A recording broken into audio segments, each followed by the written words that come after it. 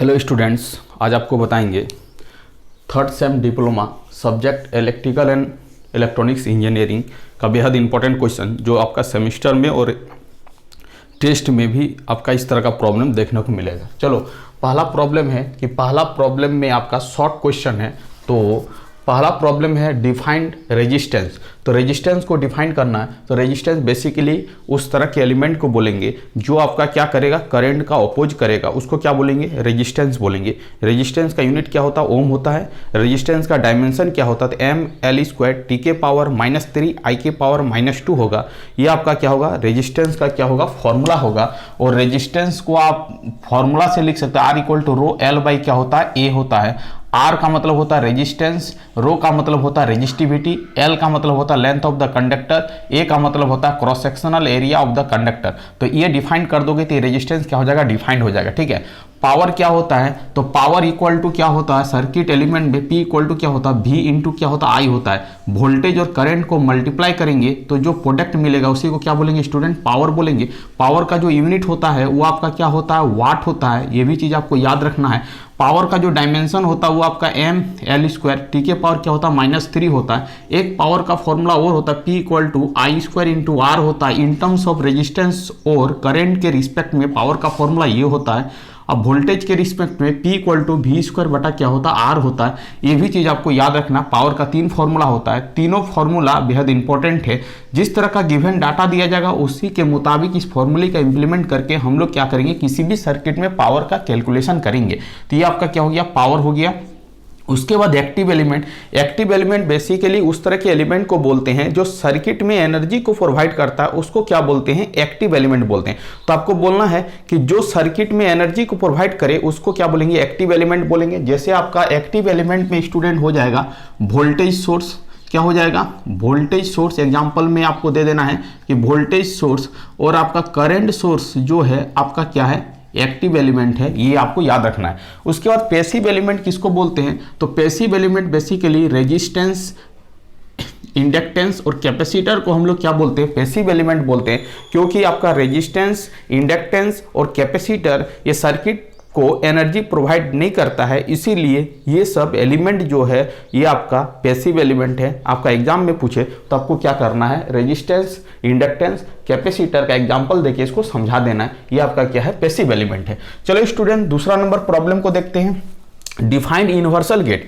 Universal gate basically उस तरह के गेट को बोलते हैं जिस गेट का हेल्प लेके दूसरे गेट का इंप्लीमेंट और डिजाइनिंग कर सकते हैं, इसीलिए इस गेट को क्या बोलते हैं, यूनिवर्सल गेट बोलते हैं। यूनिवर्सल गेट का एग्जांपल जो है वो आपको लिखना होगा। आपको बता चुके क्लास में नैंड गेट और आपका क्या होता है, नॉर गेट होता है। ये दोनों जो गेट है आपका क्या है स्टूडेंट, यूनिवर्सल गेट है। उसके बाद ये भी हो चुका है। अब देखो, draw the symbol of Janet diode. Janet diode का सिंबल आपको ड्रॉ करने के लिए बोल रहा था, आपको बता चुके हैं इस तरह करके जेड आकृति का जो सिंबल होगा वही आपका क्या होगा, जेनेट डायोड का सिंबल होगा। ये आपका एनोड होगा, ये आपका क्या होगा, कैथोड होगा। Janet diode basically reverse bias में काम करता है। इसका जो एप्लीकेशन होता है वोल्टेज रेगुलेटर सर्किट में हम लोग क्या करते हैं, जेनेट डायोड का यूज करते हैं। जेनेट डायोड में 2 तरह का ब्रेकडाउन होता है, एक होता है जेनर ब्रेकडाउन, एक होता है एवलांचेज ब्रेकडाउन। जेनर ब्रेकडाउन जब हम लोग पीएन जंक्शन का हाईली डोपिंग करेंगे तो जेनर ब्रेकडाउन होगा। जेनर ब्रेकडाउन का जो वोल्टेज होता है स्टूडेंट वो आपका क्या होता है, लेस देन 6 वोल्ट होता है। और एवलांचेज ब्रेकडाउन वोल्टेज जो होता है वो आपका ग्रेटर देन 6 वोल्ट होता है। ये आपको लिखना है। चलो, अब ये भी प्रॉब्लम सॉल्व हो गया। उसके बाद बोल रहा है right the full form of JFET. JFET का जो फुल फॉर्म होता है, जेफेट का जो फुल फॉर्म होता है तो इसको लिखना है junction junction junction field effect. JFET का जे का मतलब होता है स्टूडेंट जंक्शन, एफ का मतलब होता है फील्ड, ई का मतलब होता है इफेक्ट, टी का मतलब होता है ट्रांजिस्टर। ये आपको लिखना है। तो ये आपका जेफेट का फुल फॉर्म हो जाएगा। और आपसे यदि पूछे कि मॉसफेट का फुल फॉर्म क्या होता है तो मेटल ऑक्साइड सेमीकंडक्टर, एफ का मतलब होगा फील्ड और ई का मतलब होगा इफेक्ट और टी का मतलब क्या होगा, ट्रांजिस्टर। ये आपको याद रखना, ठीक है। M का मतलब होगा मेटल, O का मतलब होगा ऑक्साइड, S का मतलब होगा सेमीकंडक्टर, F का मतलब होगा फील्ड, E का मतलब होगा इफेक्ट, T का मतलब होगा ट्रांजिस्टर। तो ये आपका मॉसफेट का फुल फॉर्म हो गया, ये आपका जंक्शन फील्ड इफेक्ट ट्रांजिस्टर का फुल फॉर्म हो गया। चलो ये भी प्रॉब्लम आपका सॉल्व हो गया। अब देखो स्टूडेंट आपसे पूछेगा कि what is the full form LED. LED का फुल फॉर्म होता है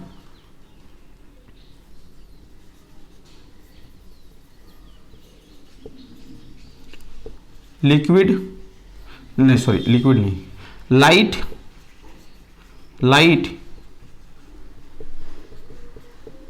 इमिटिंग डायोड होता है। एलईडी का फुल फॉर्म होता है स्टूडेंट लाइट इमिटिंग डायोड होता है, ये आपको लिखना है। और एलसीडी का फुल फॉर्म होता है लिक्विड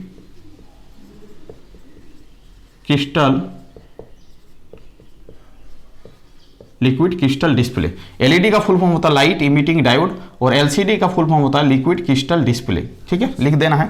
अब देखो 10 नंबर में क्या दिया गया, कोई नंबर आपका डेसिमल में दिया गया उसको बाइनरी में कन्वर्ट करना। आपको बता चुके हैं कि कोई भी नंबर यदि डेसिमल में दिया गया उसको बाइनरी में कन्वर्ट करना तो 2 से भाग देना है, फिर इसको 2 से भाग दोगे, यहाँ पर 1 बचेगा, फिर इसको भाग दोगे तो ये बचेगा, और इसको ऐसे लिखना है। इसका मतलब 1 0 1 0 10 का क्या होगा, बाइनरी फॉर्म होगा। यही आपका क्या हो जाएगा, आंसर हो जाएगा। तो इस प्रॉब्लम का आंसर हो जाएगा 1 0 1 0 और आपका क्या हो जाएगा 2 हो जाएगा।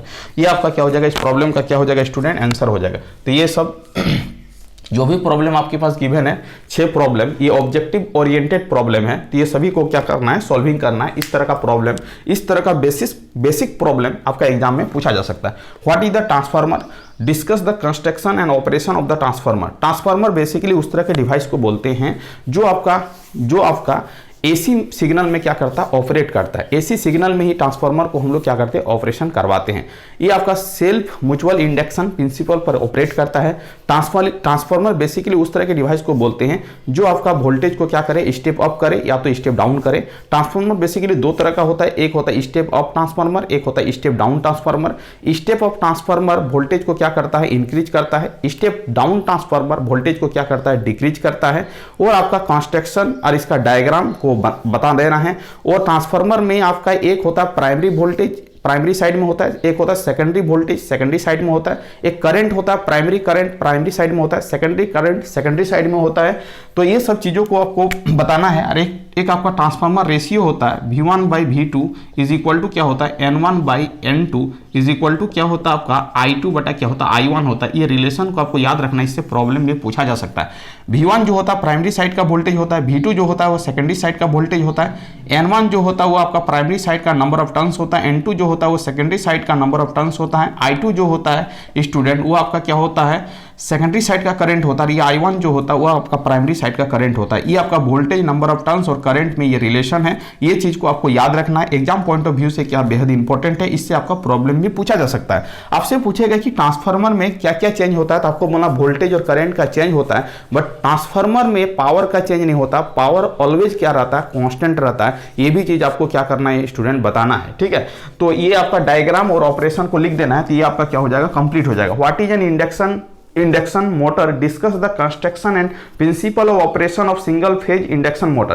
तो इंडक्शन मोटर क्या है उसके बारे में लिखना है। और आपका इसका सिंगल फेज इंडक्शन मोटर का आपका कंस्ट्रक्शन डायग्राम और प्रिंसिपल को इसको लिख के आपको क्या करना, बताना है। तो ये आपको वीडियो में बता देंगे, इसका लिंक भेज देंगे, ये आपका बताया गया है, तो आपको पूरी प्रॉपर ढंग से समझ में आएगा। अब देखो स्टूडेंट, शॉर्ट नोट में आपका फ्लिप फ्लॉप बेसिकली उस तरह के सर्किट को बोलते हैं जो आपका सीक्वेंशियल सर्किट के तहत लाइज करता है। फ्लिप फ्लॉप बेसिकली क्या करता है, एनर्जी को क्या करता है, स्टोर करता है। एक फ्लिप फ्लॉप एक बिट एनर्जी को क्या करता है, एनर्जी या इंफॉर्मेशन को क्या करता है, स्टोर करता है। फ्लिप फ्लॉप और लैच में बेसिकली डिफरेंस ये है स्टूडेंट, जब हम लोग लैच का डिजाइनिंग करते हैं तो लैच में हम क्लॉक पल्स का यूज नहीं करते हैं। जब वही लैच का डिजाइनिंग करने के बाद उसी लैच सर्किट में यदि हम लोग क्लॉक पल्स का यूज कर देते हैं तो वही लैच आपका कन्वर्ट हो जाता है फ्लिप फ्लॉप में। तो आपका लैच में आपका क्लॉक पल्स का यूज नहीं करते हैं और आपका बेसिकली फ्लिप फ्लॉप में हम लोग क्या करते हैं, क्लॉक पल्स का यूज करते हैं। यही आपका बेसिक डिफरेंस है लैच और फ्लिप फ्लॉप में। लैच और आपका फ्लिप फ्लॉप दोनों आपका सीक्वेंशियल सर्किट के तहत आते हैं। सीक्वेंशियल सर्किट बेसिकली उस तरह के सर्किट को बोलते हैं जिसका आउटपुट निर्भर करता है प्रेजेंट इनपुट और पास्ट आउटपुट पर, उसको हम लोग क्या बोलते हैं, सीक्वेंशियल सर्किट बोलते हैं। ये सब चीज़ों को लिखने के बाद आपको बताना, there are 4 types of flip flop. One is called SR flip flop, JK flip flop, D flip flop, T flip flop. इसका ट्रूथ टेबल कैरेक्टरिस्टिक्स इक्वेशन को आपको लिखना होगा, ये सब चीज़ों को लिख के आपको क्या करना होगा, कंप्लीट करना होगा। तो ये आपका क्या हो गया, फ्लिप फ्लॉप हो गया। अब ये आपका बी नंबर जो प्रॉब्लम है वो सिलिकॉन कंट्रोल रेक्टिफायर है। एस का मतलब होता है सिलिकॉन, सी का मतलब होता है कंट्रोल, आर का मतलब क्या होता है, रेक्टिफायर। रेक्टिफायर बेसिकली आपको बता चुके थे जब क्लास ले रहे थे, तो रेक्टिफायर बेसिकली उस तरह के डिवाइस को बोलते हैं जो आपका एसी सिग्नल को क्या करता है, पल्सेटिंग डीसी में कन्वर्ट करता है। बट यहाँ पर जो ये आपका स्पेशल टाइप्स ऑफ रेक्टिफायर है, ये आपका क्या है, सिलिकॉन कंट्रोल रेक्टिफायर है। मतलब रेक्टिफिकेशन को कंट्रोल करने के लिए हम लोग क्या करते हैं, सिलिकॉन कंट्रोल रेक्टिफायर का यूज करते हैं। रेक्टिफायर हम लोग बेसिकली डायोड से करते हैं। एक डायोड का 2 टर्मिनल होता है, एक होता है एनोड, दूसरा क्या होता है, कैथोड। डायोड जो होता है वो आपका क्या होता है, बाई डायरेक्शनल डिवाइस नहीं है, ये आपका यूनि डायरेक्शनल डिवाइस है। करंट आपका एक ही डायरेक्शन में फॉलो करते हैं, एनोड टू कैथोड। ये भी चीज आपको याद रखना है student. But silicon control rectifier में एक एक्स्ट्रा पॉइंट होता है जिसको बोलते हैं गेट। गेट टर्मिनल से हम लोग क्या करते हैं, रेक्टिफिकेशन का कंट्रोलिंग करते हैं। इसका मतलब है सिलिकॉन कंट्रोल रेक्टिफायर में हम लोग क्या करते हैं, रेक्टिफिकेशन का कंट्रोल करते हैं। जहां से हम लोग को रेक्टिफिकेशन का जरूरत होता है वहीं से हम लोग रेक्टिफिकेशन करने का कोशिश करते हैं। गेट के द्वारा हम लोग फायरिंग एंगल का अप्लाइंग करके, ये चीज को आपको लिखना होगा। और एससीआर जो होता है वो आपका क्या होता है, एससीआर में बेसिकली आपका डायोड में या ट्रांजिस्टर में आपका जो जंक्शन होता है वो आपका 2 जंक्शन होता है। बट एससीआर में जो जंक्शन होता है स्टूडेंट वो 3 जंक्शन होता है। ये चीजों को आपको याद रखना होगा, ये चीज आपके लिए बेहद इंपॉर्टेंट है। एससीआर में 3 टर्मिनल्स होते हैं, डायोड में आपका 2 टर्मिनल्स होता है। एससीआर में जो 3 टर्मिनल्स होते हैं, एक होता है एनोड, कैथोड और गेट होता है। ये भी चीज आपको क्या करना है, याद रखना है। प्रॉपर ढंग से इसका डायग्राम मेरे प्लेलिस्ट में अवेलेबल है, वहां से आप देख सकते हो। चलो अब देखो इलेक्ट्रिक वेल्डिंग से हम लोग क्या करते हैं, बेसिकली वेल्डिंग में किसी भी 2 मेटल को हम लोग ज्वाइनिंग करने के लिए हम लोग क्या करते हैं, इलेक्ट्रिकल वेल्डिंग का यूज करते हैं। तो ये आपको चीज को कंस्ट्रक्शन और डायग्राम से आपको पूरा समझ में आ जाएगा कि वेल्डिंग का पर्पस क्या है। ये भी चीज आपके लिए बेहद इंपॉर्टेंट है। उसके बाद what is the operational amplifier.